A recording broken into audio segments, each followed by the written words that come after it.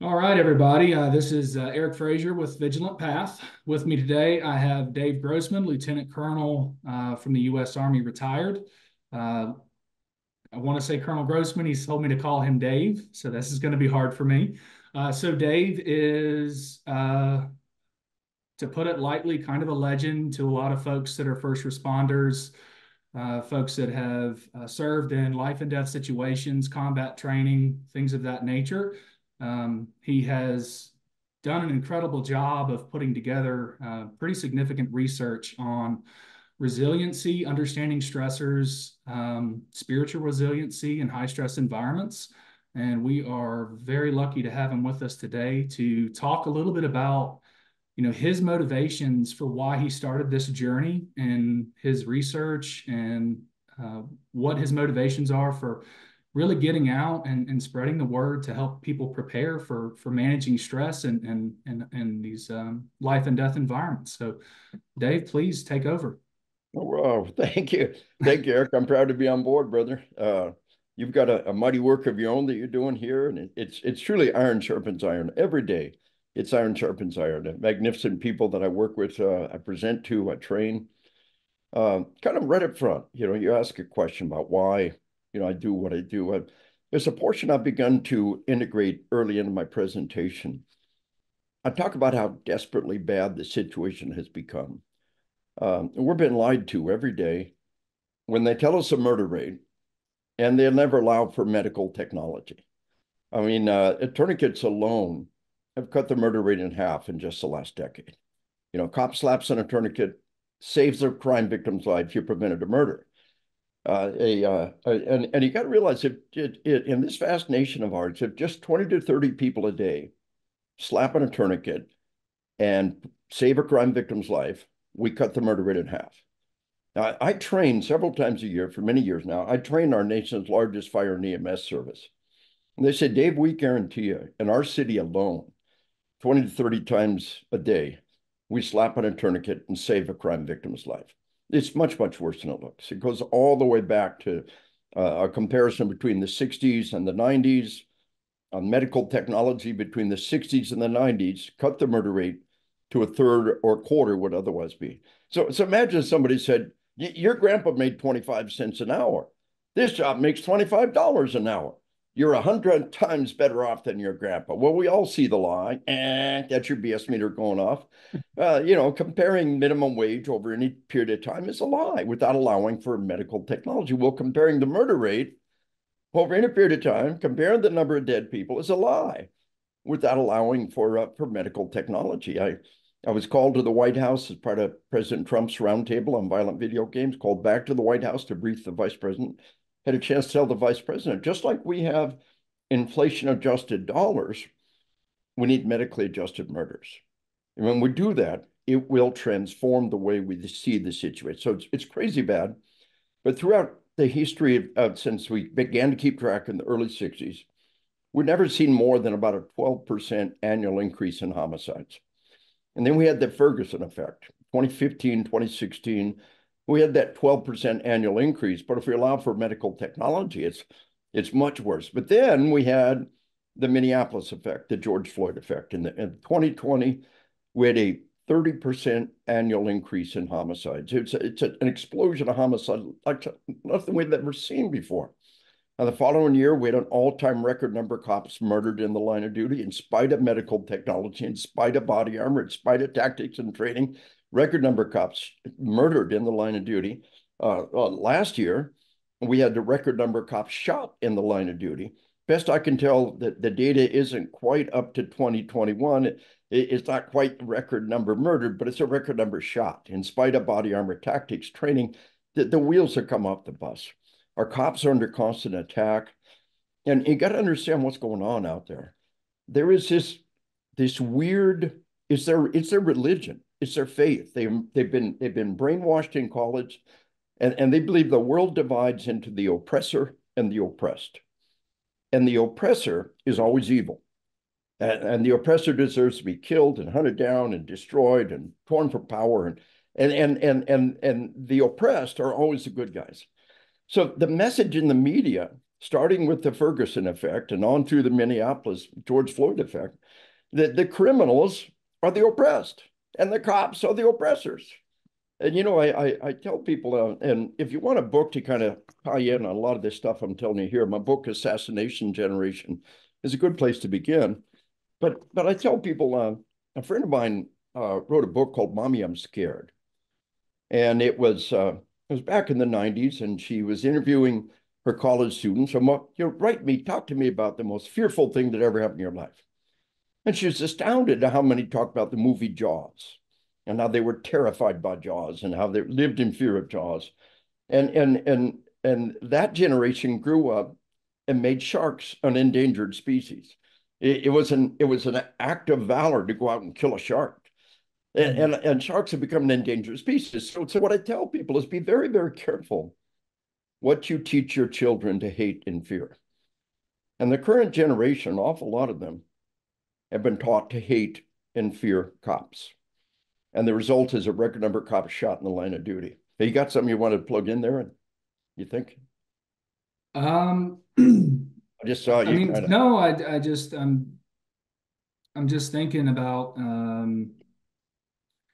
just thinking back to previous discussions I've had with other experts in different areas, and over again, I see this recurrent theme that whatever we are primed for in early life is expressed in adulthood, and no, I think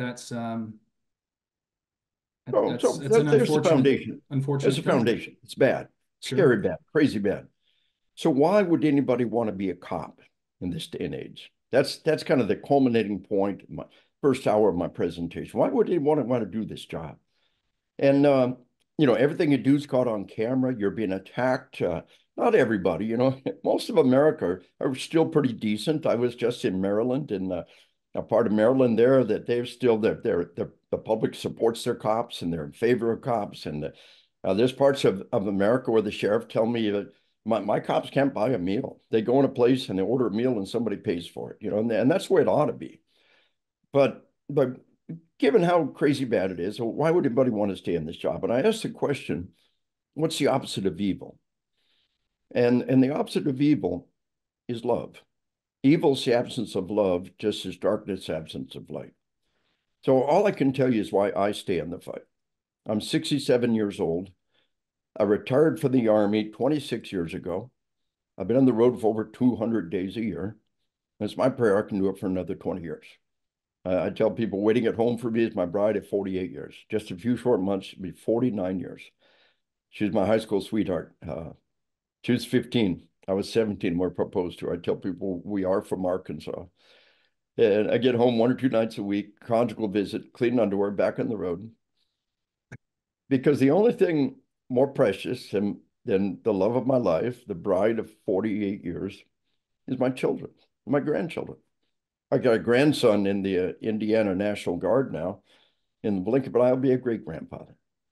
And we believe, remember, if we love, remember, the opposite of evil is love. Mhm.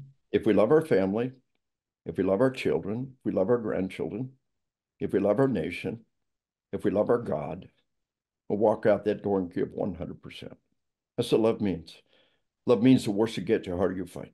Look, you got a sick baby at home, huh? Oh, sick baby. I didn't sign on for that. I'm out of here. No, no, no. A sick baby, you'd empty the bank account. You'd start a Kickstarter fund. Maybe you or your spouse would quit the job for a while to stay with the kid full time. That's what love means. And if we love our nation, we love our God.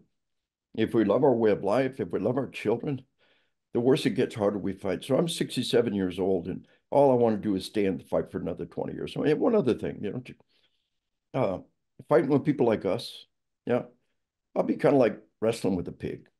Everybody gets dirty, but the pig likes it, yeah. So yeah, we don't run from a fight. We don't run from a fight. We go to the fight. That's who we are. That's what we do. And the only way we win in this game is by staying in the fight. But after I tell people all of that, I tell them another little dynamic here. And I tell them this. I tell them, uh, this is not about religion. Because you can talk about religion and there'll be somebody in every class that'll just get all offended. Anyway, Well, we're okay here. You and I are believers, and your audience knows what to expect. But people, this is not about religion. It's an existential question that every human being asks. And you're a first responder. You see terrible things every day. You can't help but ask, how could a loving God allow these things to happen? And what we ought to ask is, how can we allow these things to happen? You see, you think you know about God based on Hollywood. And you ought to know that anything Hollywood tells you, if you just think for a minute, anything Hollywood tells you is wrong. So what I'm going to tell you here now, this is just what mainline faith believes around the world. We are not God's puppets. A loving God would not manipulate every act of every day and everything around you. You know, we've all heard the saying, if you love something, let it go. If it comes back at yours, that's how much love God loves us. God loves us enough to let us make our own decisions. That means a lot of people make bad decisions. A lot of bad things happen. He said, God, why don't you do something? He says, I did. I sent you. So our purpose in this life, and this is kind of where I end my presentation there, to just let them understand that. But taking that the next step from my book, on spiritual combat, which praise God you've been able to use and read, and the follow-on to that is this awesome new book, just came out January 1st this year, is on spiritual warfare. Read On Spiritual Combat first, and then roll into this one. This is diving into the deep end of the pool. This is a lot of fun. But what I tell people is our purpose in life is spiritual warfare. Now, in normal warfare, we win in large part by killing the enemy. In spiritual warfare, we win by saving them. And our purpose in life is to love God and love people. That's it. That's what Jesus said. This is the all of the commandments in one. This is our guiding. This is the commander's objective. This is our mission. Love God and love people. And that means we should pray for more love. And we should pray for more faith. And if we love God and we love people, then we will bring them to the knowledge of salvation. And that's the Great Commission. That's our mission. So remember, we win this game by saving people. And here's the key. And going back to what I say in my class here and kind of wrap up with this, don't curse God when he doesn't answer your prayers the way you think he should.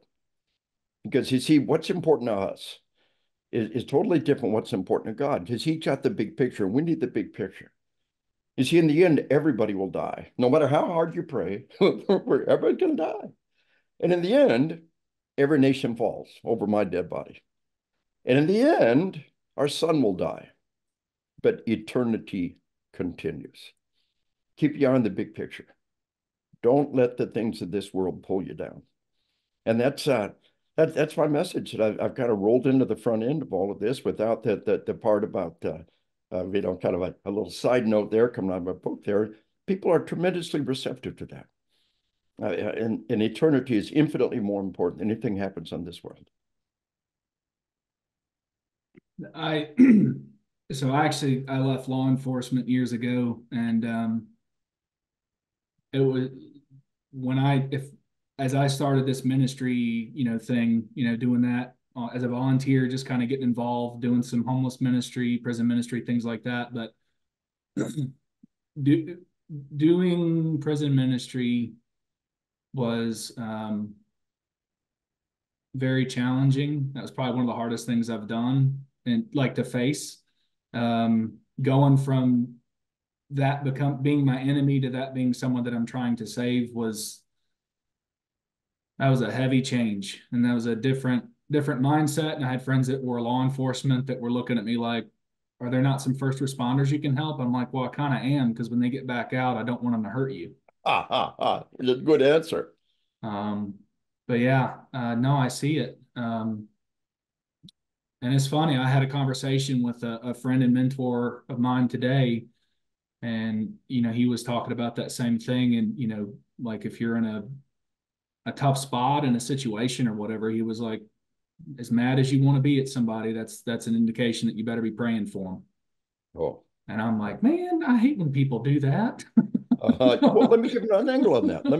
That's part of my class. The first part of my class The first step in resiliency, the bulletproof mind, is motivation. To know that your sacrifice is for a noble and worthy purpose. To understand how desperately the world needs what you have to give.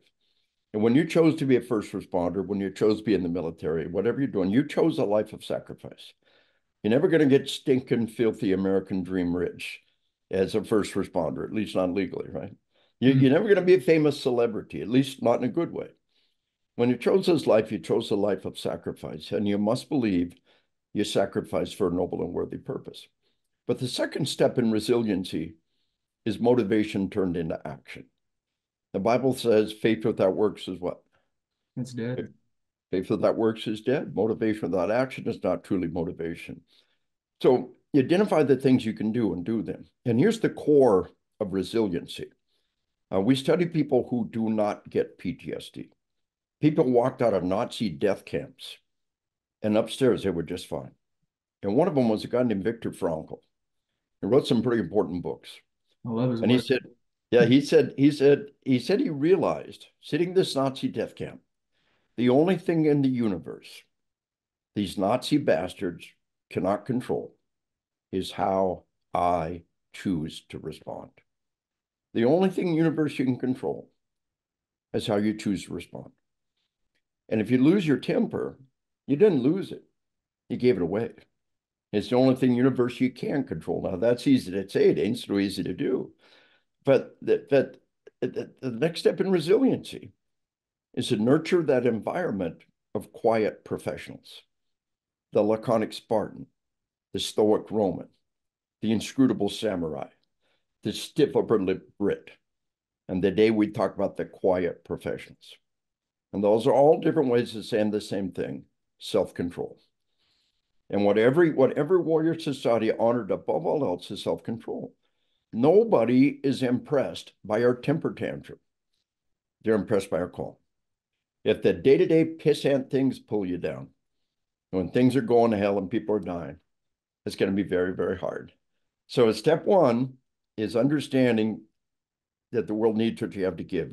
Your sacrifice for a noble and worthy purpose. And in the end, that's that spiritual message. It's the foundation of everything. The opposite of evil is love. You know, and that's what makes a great first responder is empathy. Empathy is love with his shoes on in action. What if it was my family trapped in that burning building? What if it was my spouse that had been abused? What if it was my child who was sitting there in prison and needed somebody to tell him about the Lord? You know, Mm. that's love in action. But the second step, you know, you identify the things you can do and you do them. And I got to tell, I said, I thought being an Army colonel was about, shouting and kicking and stomping and I realized that is so wrong. That is so wrong. Nobody respects our temper tantrum. Well, it's just a game I play to get their attention. No, no. You are what you practice to do. And if you practice having temper tantrums, when things go to hell, that's what you're going to do. And nobody respects that. They know if you blow your cool on a daily basis, they know when things go to hell, they can't count on you. And so it was a late arriving epiphany for me. I'm ashamed of some of the things I did with my kids, but I did a better job with my grandkids, and I'm going to do an even better job with my great grandkids. And one of the most rewarding things about growing old. Now, growing old is not easy, and You know what? but one of the most wonderful things about growing old is you can keep on being a better person. Yeah. You can be a kinder, gentler, better person. And it all comes back to self-control. And it all comes back to studying God's word and being invested in the model that God has provided for us through Jesus Christ. And Jesus said, a new commandment I give you, to love others as I have loved you. Can I throw something at you? Yeah. So I was talking to my friend about this today. That's kind of one of my mentors. He's retired guys, wonderful man. We have our own little mini book club between the two of us. But I was telling him about something that kind of hit me. This is going to sound weird and nerdy at first, but I just finished studying Lean Six Sigma not too long ago. Did my black belt in that and all that fun stuff. Well, But well, but what's interesting is I actually got a spiritual lesson out of it. So as you go up, there's Six Sigmas. And as you go up through these Six Sigmas, you reduce the amount of errors. So in, something like aerospace engineering, healthcare, nuclear energy, things like that, where it's very high risk, very high likelihood of catastrophe if something goes wrong, then they lean on that Six Sigma standard. And a Six Sigma standard is 3.4 defects per million occurrences or million, transactions or opportunities. So when you think about that in terms of spirituality and being a person of faith, we have a seventh Sigma example. And the best we can do as human beings is a Six Sigma standard, which means we're still not perfect and we're still going to make mistakes. But that doesn't mean, to your point, as we age through life and we learn from those mistakes, it doesn't make us a bad person. If someone went to prison or if an officer made a bad decision in a shooting, it doesn't mean they're a villain.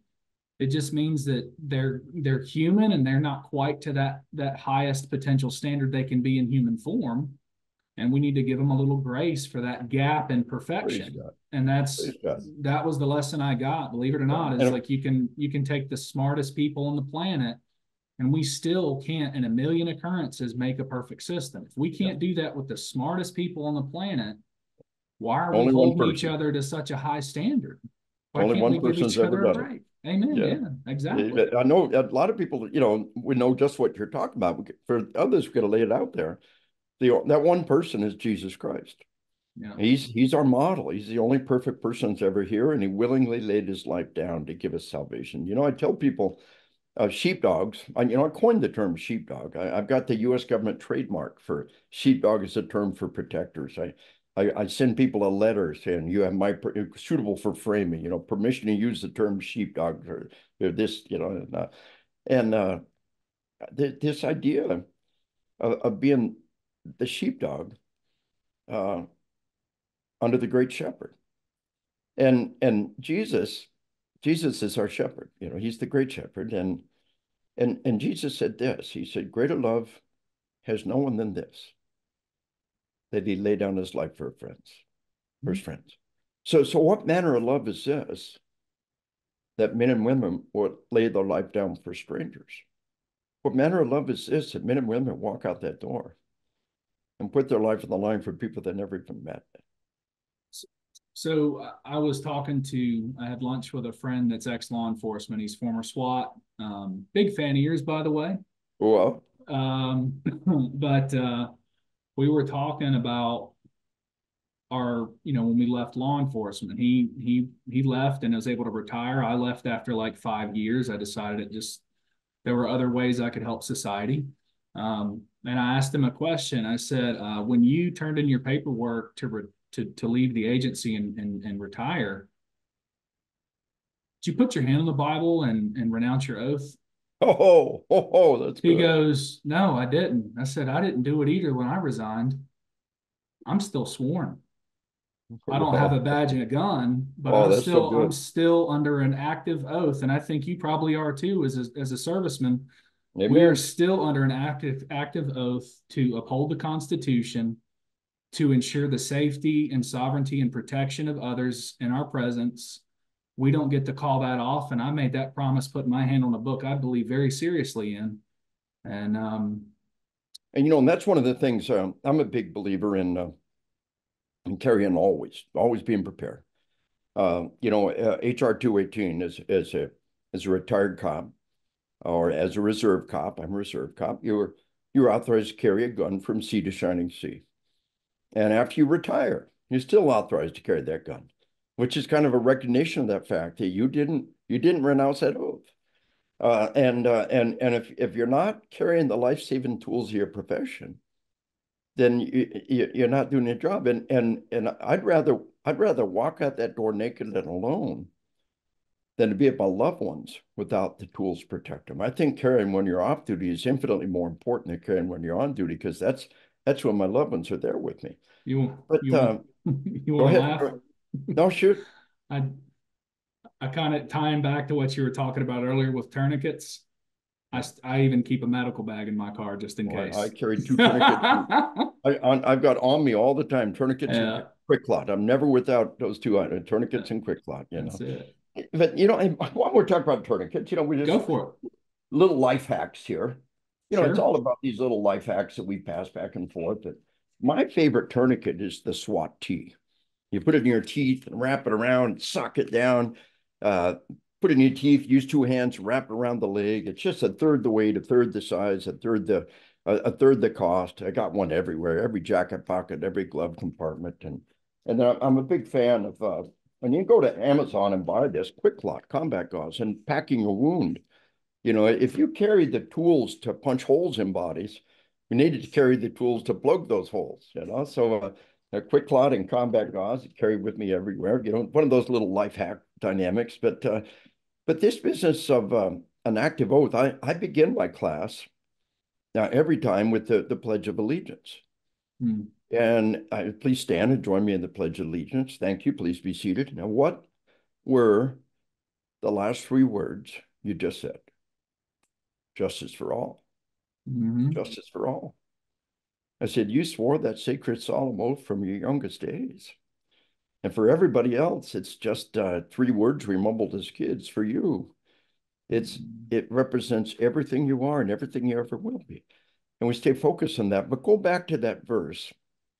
Greater love is no one than this, that they lay down their life for their friends. But there are many ways to lay down your life. There are many ways to lay down your life. And sometimes the greatest love is not to sacrifice your life, but to live a life of sacrifice, to place the welfare of others ahead of your own, to walk out the door every day of your life, to do a dirty, dangerous, thankless job to the utmost of your ability, because if nobody did it, our civilization would no longer exist. Not to sacrifice your life, but to live a life of sacrifice. For most of us, therein lies the greatest love. I got a lot of years in front of me. My wife having a little bit of health issues, maybe not as much as I've got, although the Lord could call me home tomorrow. I couldn't complain, but I've actually designed my tombstone, and we're going to get it built. We had some great uncles that aunt and uncle that had their tombstone. Everything left but the date. It's kind of cool. And on the back of the tombstone, I've got that written that says, sometimes the greatest love is not to sacrifice your life, but to live a life of sacrifice. On the front of the tombstone is a verse, death, oh, grave, where's that power? Death, where's that sting? But you'll get a kick out of this. My tombstone is a bench. I love benches. It's always been my symbol. It's like a bird feeder. It's just when people come and sit on your bench, whatever unit I had, wherever I was trying to put benches out there. I've got benches. My wife for a gift. We go to this place and I get a concrete bench. I lug it home, and we put it up. But this the tombstone's a bench. See, it's got kind of a high backrest to it, and on top of the backrest it says, "Have a seat, weary traveler." Yeah, and then on the front edge of the seat, right on the front edge of the seat, it says, "Have a seat, weary traveler." There's an asterisk there, right? Now there's a joke on my tombstone. See, you got this asterisk, "Have a seat, weary traveler." And you look underneath, and there's an asterisk. It says, "Yes, this is an engraved invitation." I love, I just love the idea. Hundreds of years to come, people are going to see my tombstone. It says, oh, grave, where's that power of death? Where's that sting? And to put a joke on your tombstone. Now, who's ever done that? Is that not cool? Um, yeah, Oh, that's cool. There's a it's going to sound, I mean, I'm not like plugging another author talking to yeah, you about yeah, this, but um, Dr. Tim Murphy, who I wanted to introduce you to, yeah, I'll get you connected with them after this. yeah. But there was another author I read from not too long ago. I think you and this guy would be best friends if you haven't already met. His name Yeah. was John Lavelle. He Oh, wrote Warrior Poet Way. yeah, yeah, yeah, yeah. It just, when Uh, you talk about the tombstone, it yeah, reminds me of what he talked about of I think as an exercise a lot of soldiers used to do, where you would write everything that you need to say to the people you care about before you go off into the fight, whatever that might be. And I think he called it like your death song or your death letter or something like that, something that is given to the people that you love. And he said, you go ahead and need to give it to them. And he said, when you see that stuff written out and you think about what could be your last day, much like Tecumseh when he says, to paraphrase, don't be like those that beg for more time. Is it yeah, don't be like those that beg for more No. time. Yeah. Go When to it your comes death. your sing your song like a hero marching home, and Go. don't be afraid because you've lived well. Amen. um but I just think that's fantastic to have that mindset, and that level of comfort with mortality, and knowing that you're trying to um, leave things better than they were when you got here. And I Yeah. think that really is what our lives are about. Yeah. And don't be in despair if it doesn't look better to you. Remember, eternity is infinitely more. One person in eternity is infinitely more than a million here for a lifetime. In God's eyes, and God's bringing a lot more than one, in God's eyes, bringing people to the knowledge of salvation to eternity is infinitely more important. You may not leave the world a better place, but you're going to a better place. This is not our home. This is not our home. We're soldiers deployed to a war zone. Oh, And when we wow. die, we get to go home. In World War II, a lot of them signed on for the duration. They had no idea how long that would be. That's what we've done. We signed on for the duration. And we know when we die, we get to go home. I tell people if I get there first, I'll save you a place by the fire. That's And awesome. I'll meet you there, save you a Next to the place by the bench, fire. right? Amen. Amen. But and that's something to think about now. Yeah. Being at peace with your mortality and have confidence in your salvation. Now, there's always this little seed of doubt. And I tell people that a lot of people are right now they're listening to us, they're watching us, and they're thinking about faith. And they're saying, I wish it was true. I wish there was a loving God. I wish there was salvation in eternity. I wish it was true. Well, I want you to recognize that wish for what it is, a little seed of faith. And I want you to plant that little seed of faith and ask for more faith. That's all God asks of us. Man came to Jesus asking that he would heal his child, and Jesus said, if you have enough faith, anything's possible. He said, I believe, Lord, help my unbelief. Boom. Jesus did what he asked him to do. That's all God asks us to do, is ask for more faith and ask for more love. If our mission is to love God and love people, what your mission is to plant explosives on a bridge, infiltrate enemy lines, plant explosives, blow the bridge and come back. What would you do? You'd ask for explosives. If your mission is love, you need to turn around, ask for more love. It should be part of our prayer every day. Ask for more faith, ask for more love. And the Bible says, wherever two or three are gathered in my name, there am I in your midst. So when you've got a prayer partner, a prayer buddy, when you and somebody else are praying together, it's got extra power, got extra mojo. And my wife and I, she's my prayer buddy, and we pray together every night. And we wrap up the prayer by asking for more love and more faith. But when we die is when we make our greatest statement. And again, there's that lack of there's this uncertainty. It's like going into the military. It's like going into combat. It's like going into the war zone. There's this uncertainty. Like going on a carnival ride or going shooting the rapids on a canoe. There's this great uncertainty before you do it. And the greatest adventure and the greatest uncertainty of all is when we die. And that's when we have the greatest opportunity to show our faith, to go to our death with confidence and grace.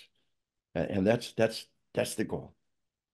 um, to change gears a little bit, Yeah, and it's in line with what we kind of talked about before we started recording. I got a couple folks that I care very deeply about that are, either current or former first responders, and they wanted me to ask you yeah, to talk a little bit about, you know, I mean, one, you've done it, right? You yeah, you left your service, you took your oath, um, and you continue to serve, but you found other ways to. And please don't let me speak for you. This is my perception as a fan of yeah, yours that you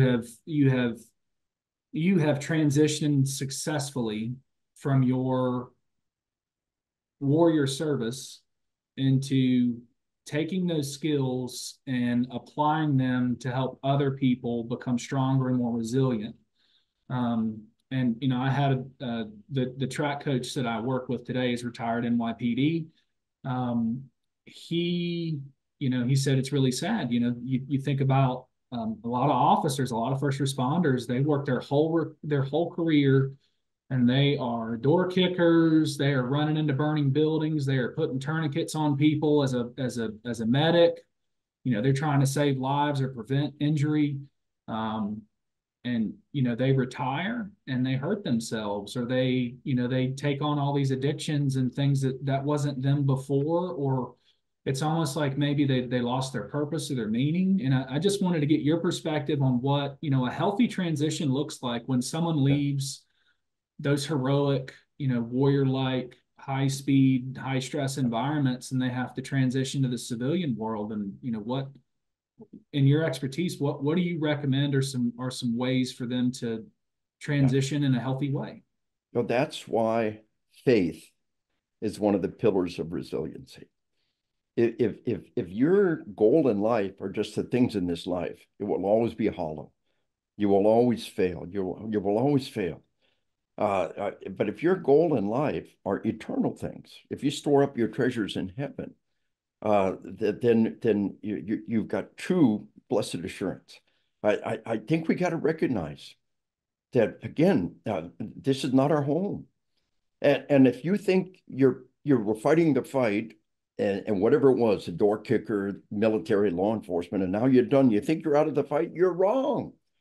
You have just begun to fight. Once you retire is when God can really begin to use you for your real mission. This is just basic training. 24 years in the Army, that was just basic training. I left the Army without a degree of maturity that I've gained in the last 26 years. And the most important thing is not what we did in the military. The most important thing is not what you did in law enforcement. The most important thing is this spiritual battle. Remember, our purpose in life is spiritual warfare. This is not our home. We're soldiers deployed to a war zone. And we win this war by saving people. And if we fully wrap our mind around that, and that's why, I had On Killing, and shortly after I got out, I put out On Combat, and they've touched a lot of lives. But I knew I was a Christian, and I knew I needed to take it, and it was just building year after year, a decade after decade. This spiritual tension that I must take what I have and use it for the Lord. And that's why it was just Adam Davis, my brother, my friend, my co-author, an amazing guy. Used to have him on the podcast. He'd love him. Just a great guy. Adam But was former law enforcement, correct, Colonel? that's right. That's right. He's written some powerful books and a great speaker, bringing people to the Lord. But I had the opportunity to co-author 3 books with Adam, and the one that was just mostly mine was the On Spiritual Combat. And so people said, well, I know Grossman's On Combat. I know Grossman's On Killing. What's he got to say about On Spiritual Combat? Boom. That's when I said, okay, Lord, take me home tomorrow, and I ain't got nothing to complain about. I've got another 20 years in the fight. We should be planning to live to 80, 90 easy with average luck by the time we get there. And I'm shooting for 100. I think 90 is a reasonable goal. I want to stay in this fight. I'm 67. I want to stay in the fight for another 20 years. But if he takes me home tomorrow, I've done my job. On Spiritual Combat, and then we got the On Spiritual Warfare. It's so good. The cross. We all know about. Praise God. Anyway, I just feel like God's got me where He wants me best, and every year just keeps getting better. The pandemic was a kick in the tail. Cancel culture came at me 100 miles an hour.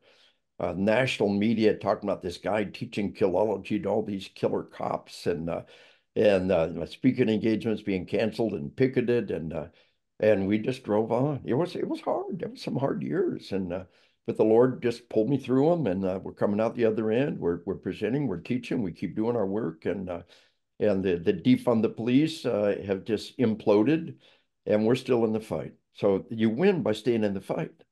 And then when we die, is the greatest victory of all. To live as Christ and to die as gain. Yeah. Um, yeah, I think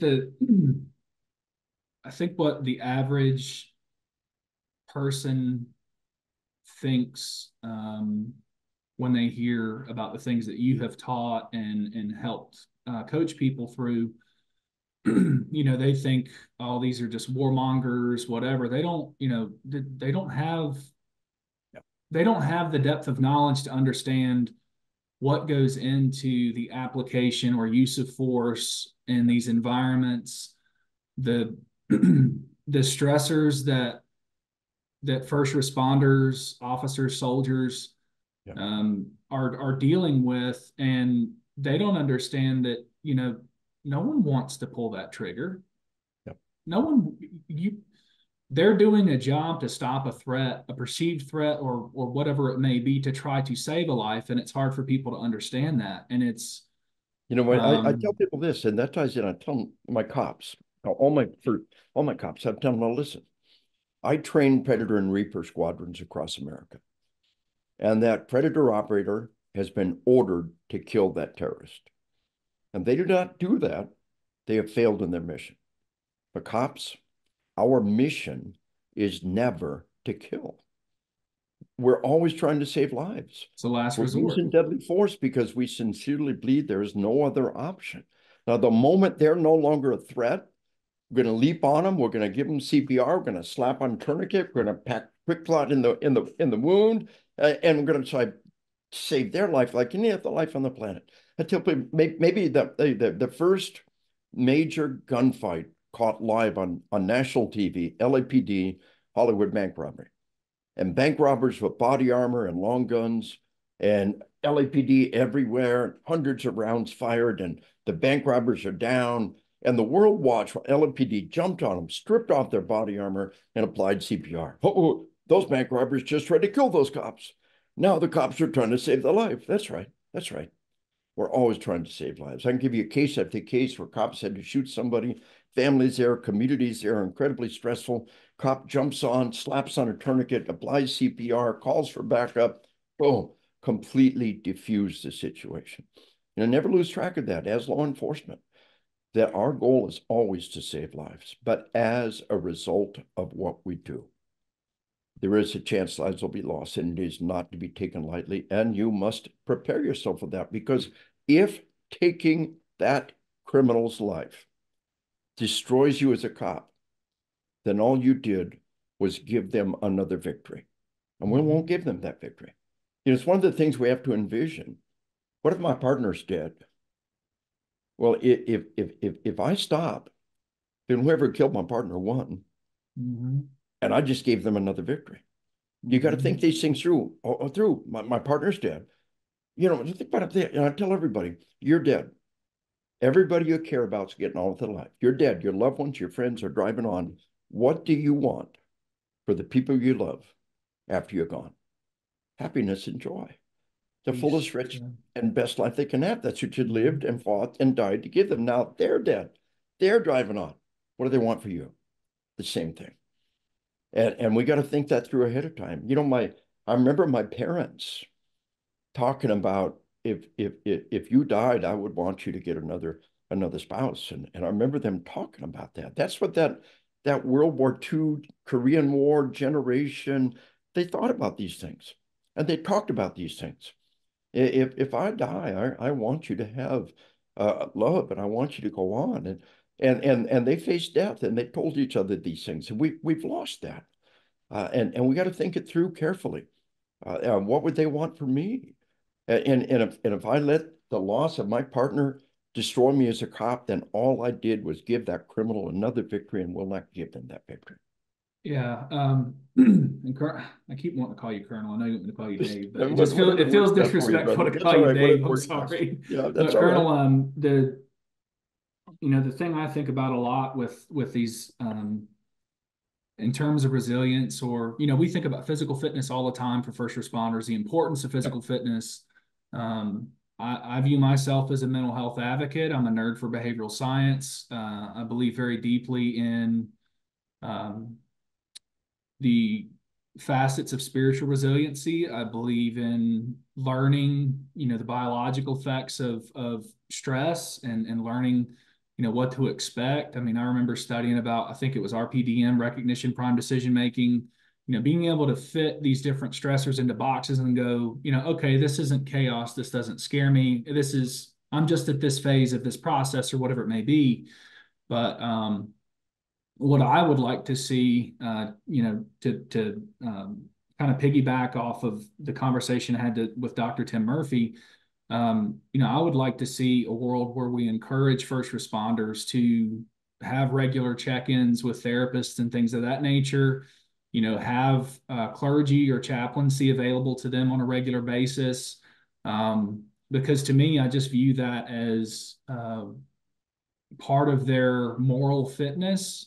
And I think that moral fitness helps to protect them from, they may not know that something's a trigger for them. They may have had a traumatic event as a child, and they may not realize that when they see, domestic violence or child abuse case or something like that, or they see if it's a trooper that sees a horrible accident where children are hurt,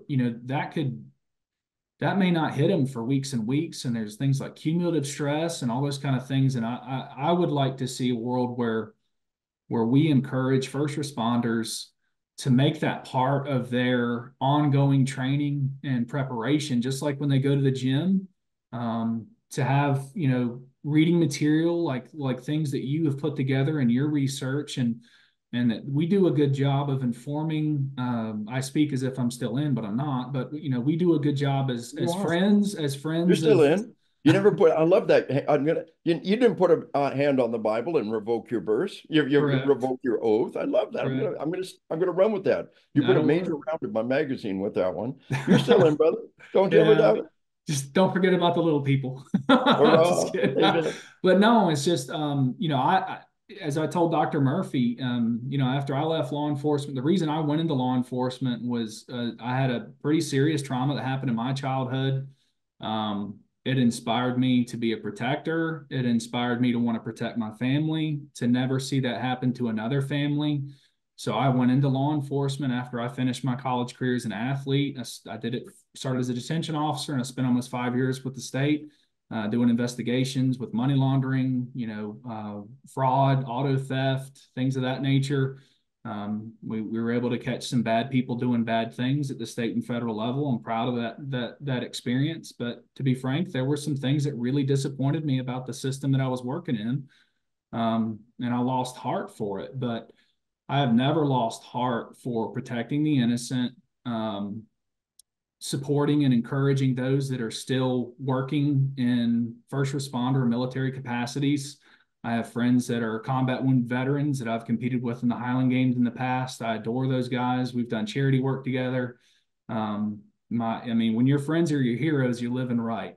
And Praise God. Amen. but I just, I think it is our responsibility as servants, with knowledge, as you have done, um, to educate and inform and encourage and destigmatize mental health as much as Yes. possible um, for anyone that puts themselves in Hey, high and stress environments. let's talk about two things along that line. Number Sure. one, quick and dirty. I covered a lot, and it needs to be covered. Is we're in the middle of a global epidemic of sleep deprivation. Mm. And sleep deprivation makes you stupid. It impairs your judgment. If you're drunk and sleep deprived, they amplify each other. And being sleep deprived is just like being drunk.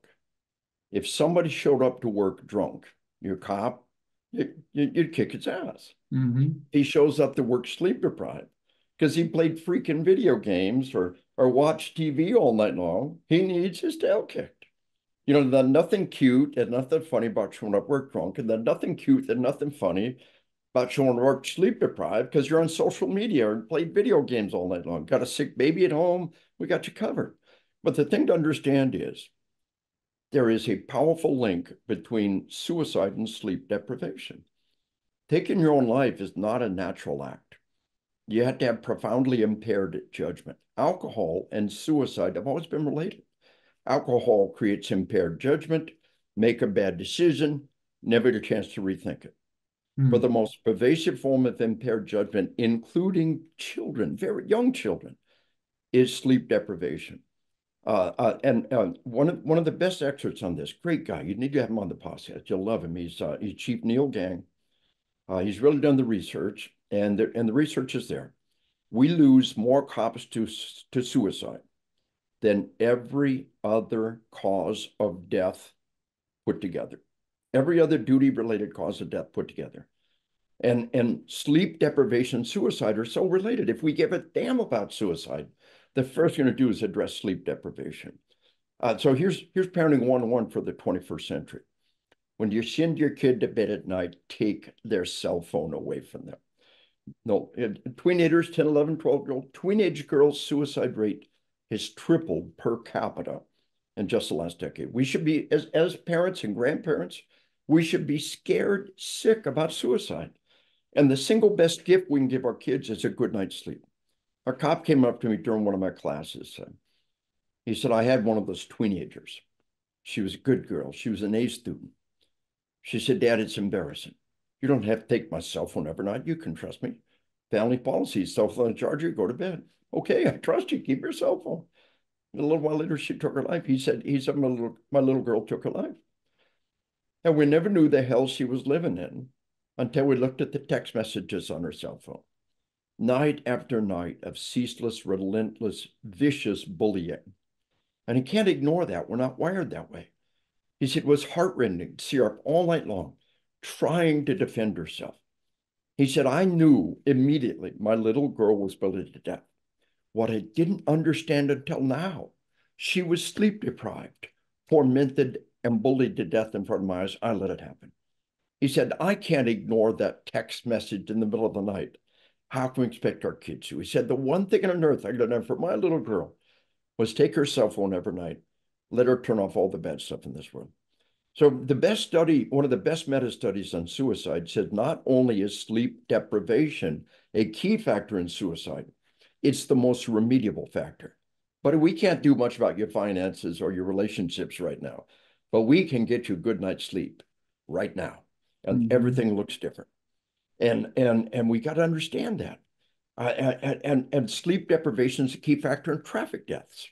Now, worldwide suicides have exploded. What is the new factor? Worldwide, traffic deaths have exploded. Decade after decade, we brought traffic deaths down. Airbags, seatbelts, medical technicals. Now, around the world, what is the new factor?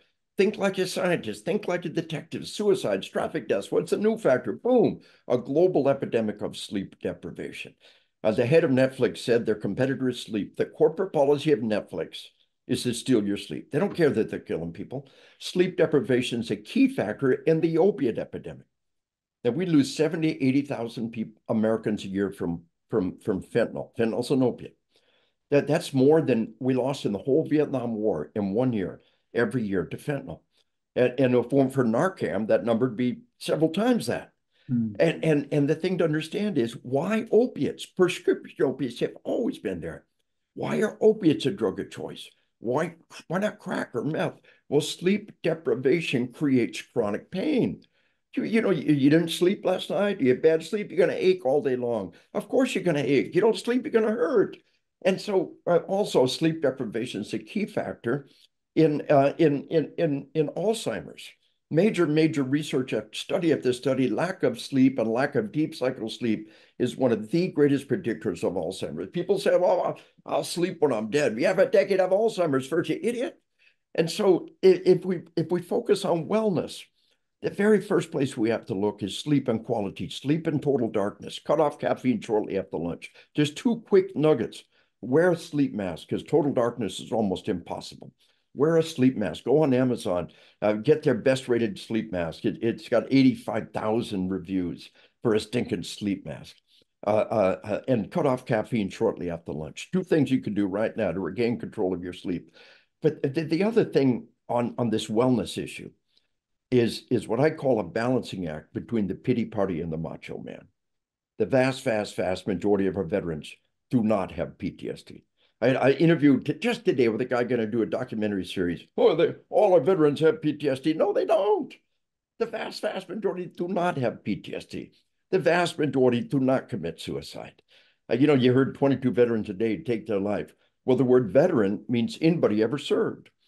And in the 40s and the 50s, the 60s, the early 70s, they drafted everybody. Elvis Presley was drafted, served 2 years, got out. Elvis is a veteran. If Elvis was still alive, and if Elvis killed himself, he'd be one of those 22 veterans a day. Of those 22 veterans a day, the vast majority are 70, 80, 90-year-old men. And suicide among the elderly, totally different story. But there's this whole pity party. They all have PTSD. They all commit suicide. No, they don't. Hmm. So no pity party. Go into combat, believe it'll make you stronger. But if there is a problem, get help. How can we help other people? We can't help ourselves. We need that annual checkup. We need that annual checkup. And we are really good at treating PTSD. Get Colonel, help and believe the help will help. Colonel, you got me thinking when you're, as you went through and you described those things about essentially having a good self-care routine. Yes. I mean, that's key. Yes. When I was in the strength sports world, I used to train with a group called Sorinex, but when I trained with Bert down there, that was one of the first times I heard the term tactical athlete.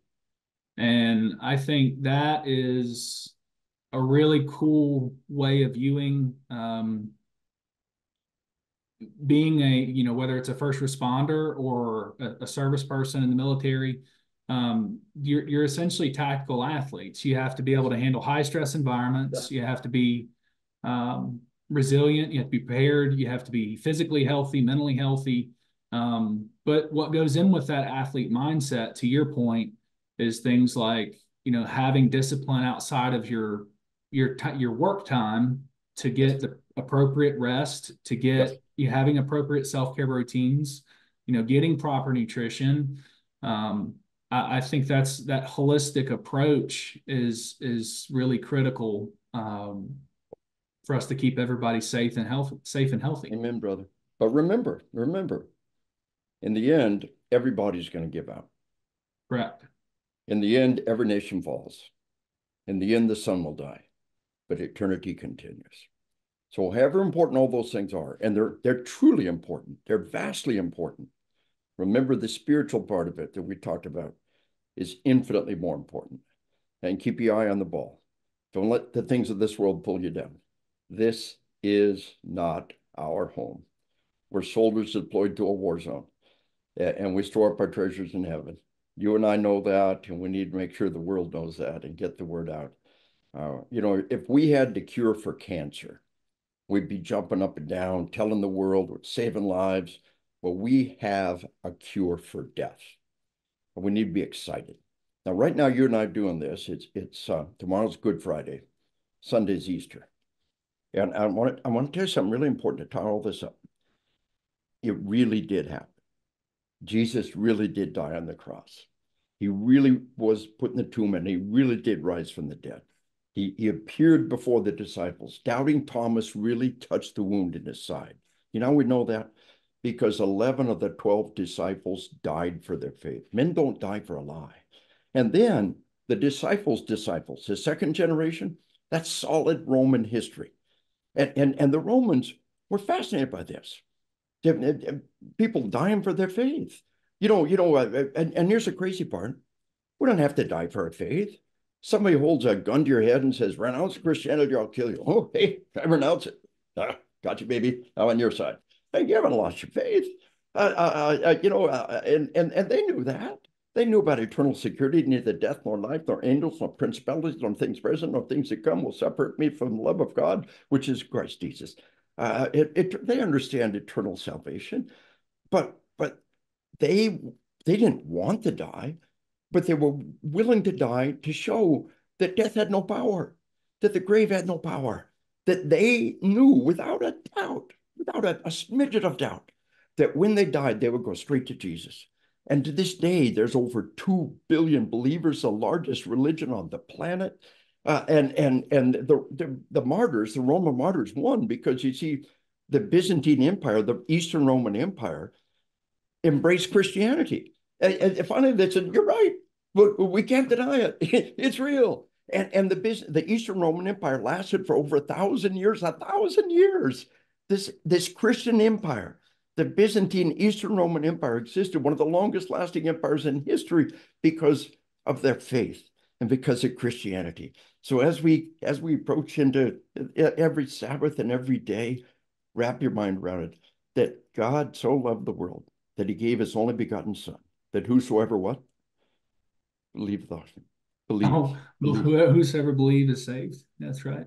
shall not perish, have everlasting life. And so you and everybody out there believe.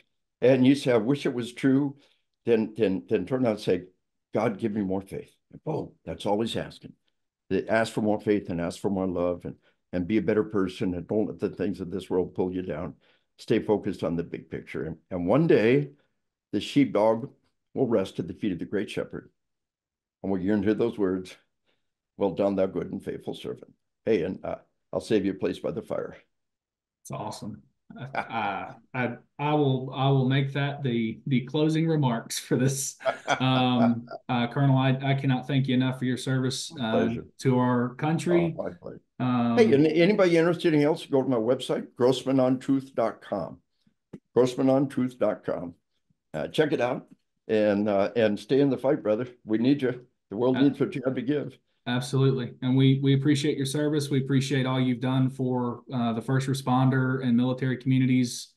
The information you have put together and the training that you have put together has, without a doubt, saved a lot of lives. And we appreciate your service. God And I bless you, will brother. thank you, sir. And I'll close us out. And God bless you. And I appreciate your time today. God bless America.